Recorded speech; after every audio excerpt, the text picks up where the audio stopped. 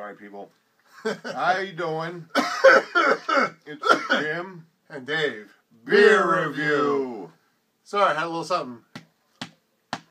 It's gone now, I hope. Yeah. You're welcome. Why you? Why you? Why? Almost. Hello. Anyway, enough with the stoogery. I love So, it. Dave, what's on tap? We have, will you tell me you have everything in front of you? I do, and I have a beer in front of me, and that beer is Night of the Living Stout. Ooh, Yes. ooh, that scares me. I saw this at the bar, and I said, you know what? It's around Halloween almost, so why not try this?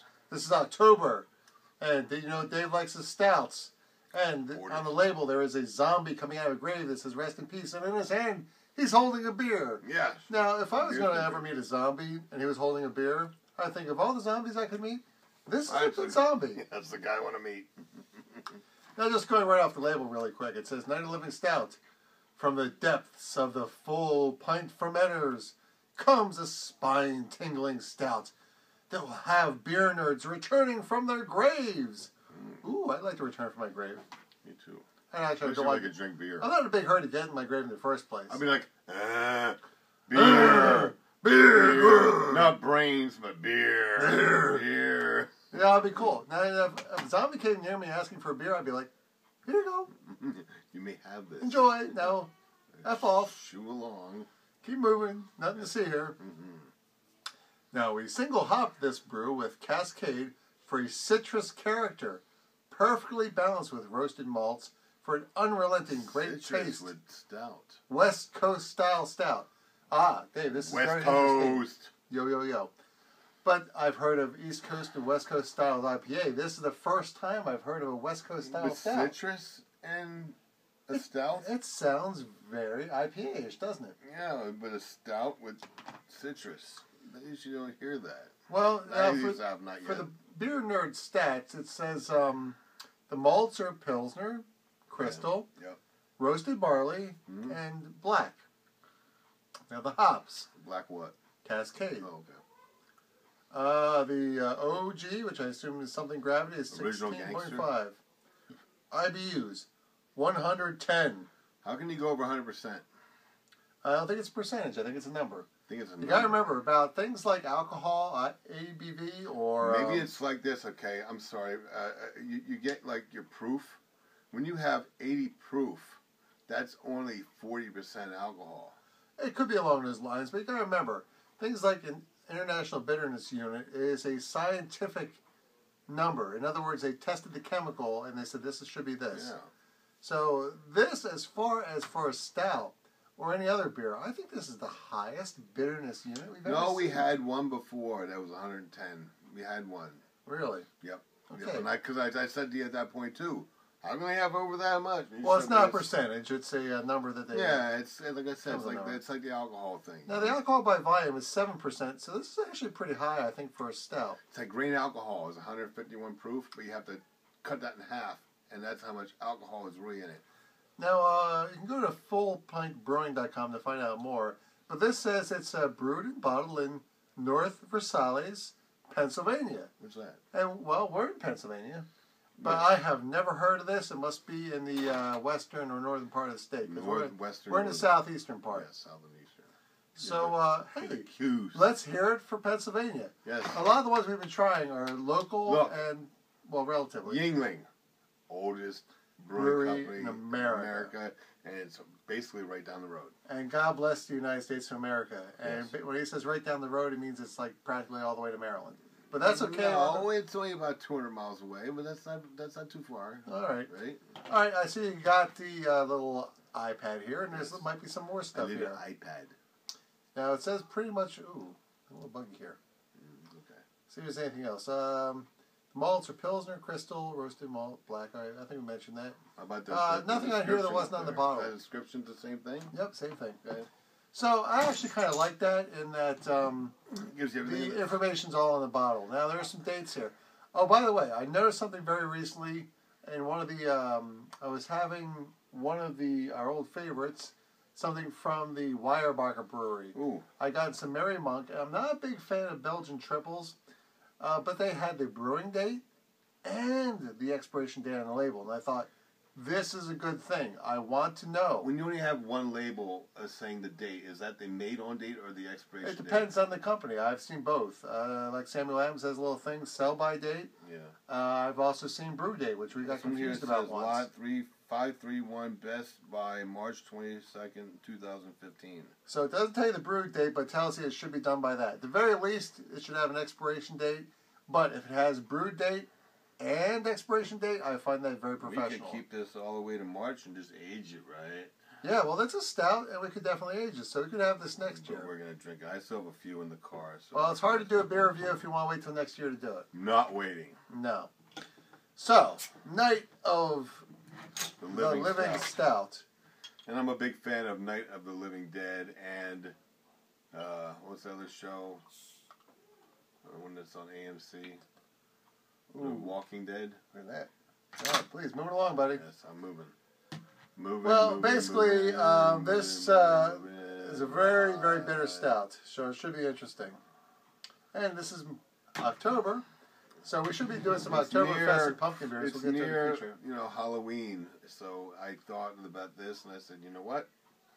Look, there's a guy come out of his grave. It's near Halloween. Let's get this. I like that connection. Now, do you notice any color when you hold this up to the light? Nothing but. Well, it's a little brown. Red, a little red, brown. I would say brown. Yeah. I'd say brownish But more than as black. we've come to expect from a good stout, it's very opaque. I would say it's more brownish than it is black. Yeah, well, definitely. Not enough to see through it. No, can't see if that through. makes sense, but well, it more has brown. a very tan, sort of caramel-colored head here. Could be my eyes are going after drinking so many beers, but yeah, this is not our first beer review. well, we waited the last hour and a half. Yeah, we've been good. Last beer review. We gave some time and we cleaned our palates. So, Dave, let's give it a little sniff, shall we? Whoa! Very chocolatey. Well, what I was going to say is this has a very much... My God, my mouth is watering. That never happens with a stout sometimes. Wow. But this smells like an IPA. Wow, that's very chocolatey. I'm getting some citrusy notes, maybe? And a little citrus. Wow. That must be the bitterness. They really hop this thing. I don't think... I'm guessing now, but it sounds like they really hop this thing high. Do they dry hump it? Not hump. Hop. Do they dry hop it? Well, they may have humped. I hope they didn't hump it, because that's not something I me. want in my mouth, quite frankly. Me neither. Citrus character. Yeah, right there. There you go. So they hop this with Cascade for citrus. This is like a stout that's very much like an IPA. We've had lagers that are like stouts. Wow, yeah, definitely some citrus notes here. This is not getting the usual highly roasted malts. Yeah, it's not very roasty. Yeah. I do smell chocolate, though. A little bit, but that's the malts. Wow. This is very, very interesting. Wow. Night of the Living Stout. Maybe it died a stout and came back as a IPA. Wow. Did you just try that?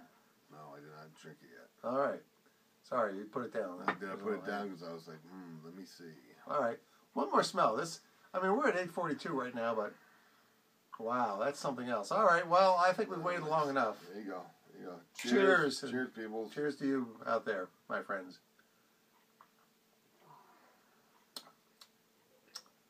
Goes down like a stout.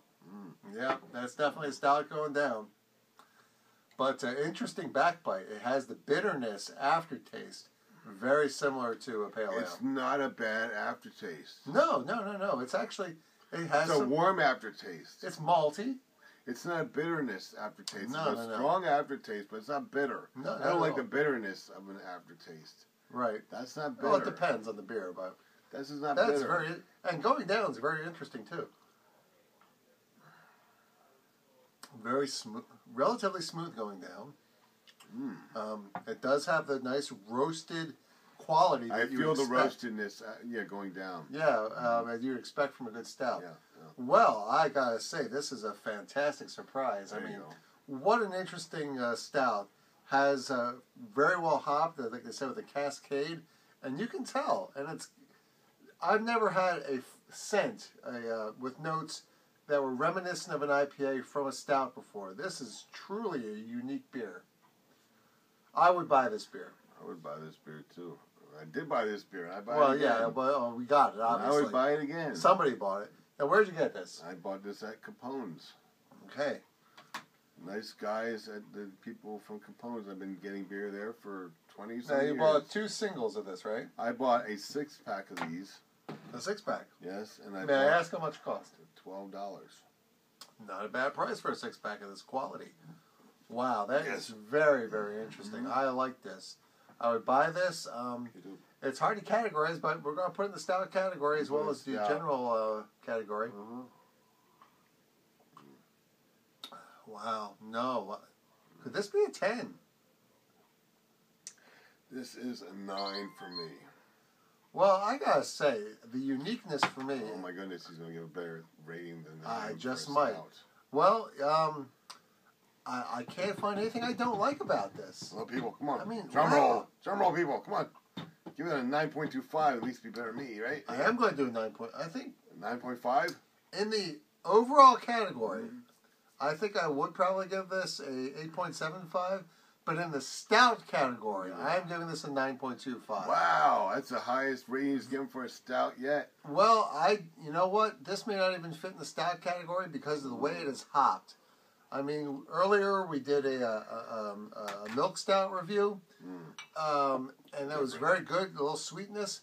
But this has a certain warmth to it, which, these are not ice chilled beers, by the way. These are, they're a little on the chilly side, but they're not ice cold. So we're getting all the flavor, I think, properly. Wow. And we're not drinking out of our usual mugs. We're doing it out of these tumblers. No, and I think that's the way we should be going. We should be going more towards smaller glasses as well as different kind of beers for different kind of glasses. And this has a bitterness aftertaste, like I said, of an IPA. Not like 110 like I would think. Well, for 110 to... That'd be like lemonade. Very, very well balanced. Yeah. I mean, we've had stuff that it was 80. We were like, oh my God, that's bitter. This, yeah, there's a bitter aftertaste, but it doesn't hit you as hard as you would think for that scientific number. It just goes to show you, the scientific number is just that, science. A good brewer will be able to balance out the overall palate of a beer with other offerings. In this case, home run. I am proud that this brewer is Pennsylvania. Yes. And I would recommend all my fellow YouTube internet beer reviewers to try this. Yes. If you have a local beer that we can't get here, maybe we could do a little trade. Do a trade, yes. That'd be a good idea. We got to look into local laws. We don't want to break any laws, bootlegging or whatever. I don't know if it's legal or not to send beer over state lines. It's okay. If it is, if it's okay, I'll have Dave do it so I don't personally get in trouble. And you can just say that the devil made him do it, because I can be quite devilish.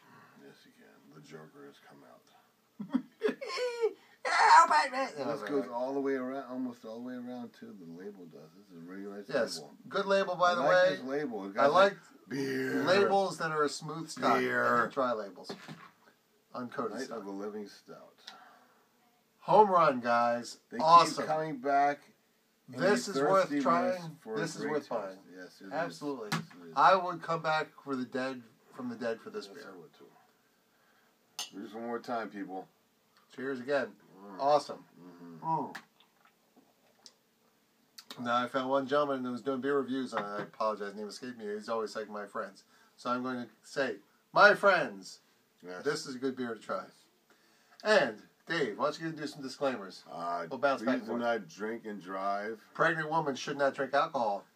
If you're under 21, you should not watch our videos. And have anything to do with beer, because Yes. beer is bad. Okay. Yes, do not do what we did, because you wouldn't be where we're at.